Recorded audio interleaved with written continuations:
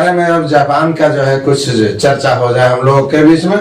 तो यहाँ देख रहे हैं कि 1870 में न जी, यस सर। यही 1870 और 72 में रेलगाड़ी चला दिए हैं हम लोग, चले ना? हाँ, रेलगाड़ी नहीं चली चलिए सर। हाँ, तो लेकिन अब 1870 की बात हो रही है।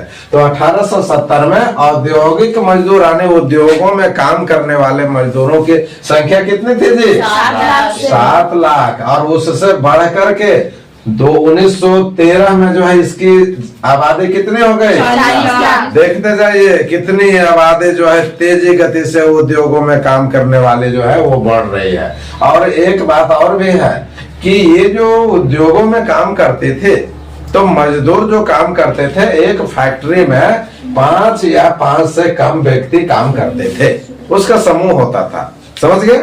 और इसमें जो है क्या है कि जो 5 व्यक्ति काम करते थे उसके लिए कोई मशीन या विद्युत इलेक्ट्रॉनिक मशीन का प्रयोग नहीं किया जाता था। ये ध्यान रखने वाली बात है। अब क्या हो गया कि अब देखिए कि महिलाओं की संख्या इसमें बढ़ रही है, क्योंकि घरेलू जो है ये उद्योग का रूप ले लिया है ना। घरों में 5 परिवार है तो 5 परिवार मिलकर के अपना काम कर रहे हैं, वो उद्योग चला रहे हैं। उस प्रकार से जो है हमारा 1913 में जो है कुल उद्योगों की संख्या कितने हो गई? 40 लाख। उतना लोग औद्योगिक मजदूर बन गए, 40 लाख लोग, है ना जी। Yes. और कह रहा है कि महिला तो मत कहो रे बाबा, आधा महिला टूट पड़ी, घर का बर्तन उर्तन सब छूट गया और सारा उद्योग में काम करने लगी। क्लियर?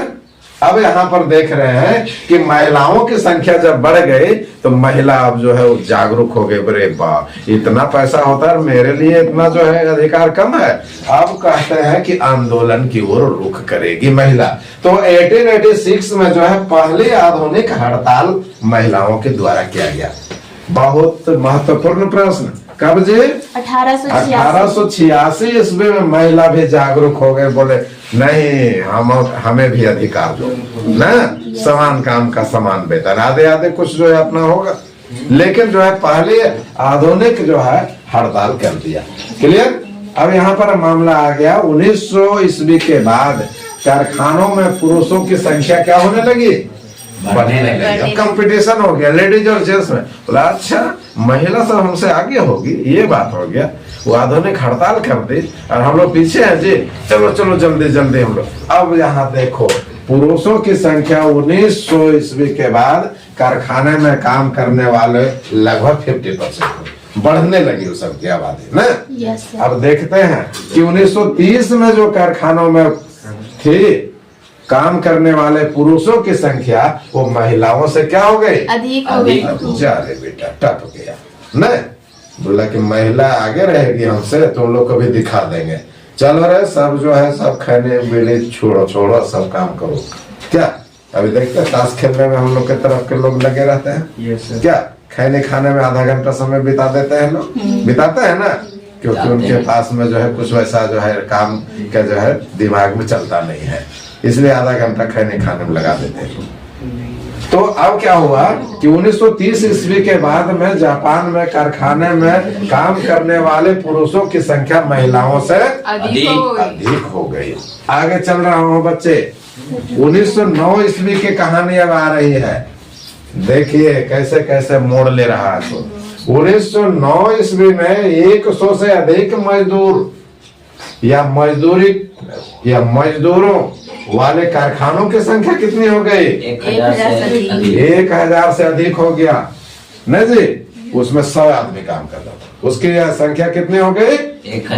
1000 से अधिक कब हो गई? 1909 में। और 1920 में जो है 100 से अधिक मजदूर काम करते थे जिस कारखाने में, उस कारखाने की संख्या कितनी हो गई? 2000 बढ़ते जा रहा है से अधिक। अब फिर देख रहे हैं 1930 में 100 व्यक्ति से अधिक काम करने वाले एक कारखाने की संख्या कितनी हो गई? 4000 से भी अधिक हो गई। बढ़ रहा है, एकदम बढ़ रहा है। अब लफड़ा हो जाएगा यहाँ। 1940 में अब कितना हो गया मजदूरों की संख्या काम करने वाले? 5,50,000 हो गया। ये मजदूर हो गए इतना, समझ लीजिए। और एक कारखाने में काम करने वाले मजदूर कम से कम कितना थे? 5। यहाँ भी हमने बोला था। Yes. अब लफड़ा क्या हुआ सो देखिए, महत्वपूर्ण बिंदु पर आ रहे हैं हम लोग। अब क्या है कि 1897 ईस्वी की बात है। 1897 में एक जो है व्यक्ति आया, तनाको सोजो। ये व्यक्ति का नाम क्या है जी? तनाको सोजो। एक किसान का बेटा था और जापान के सदन में आया। ये समझ गए?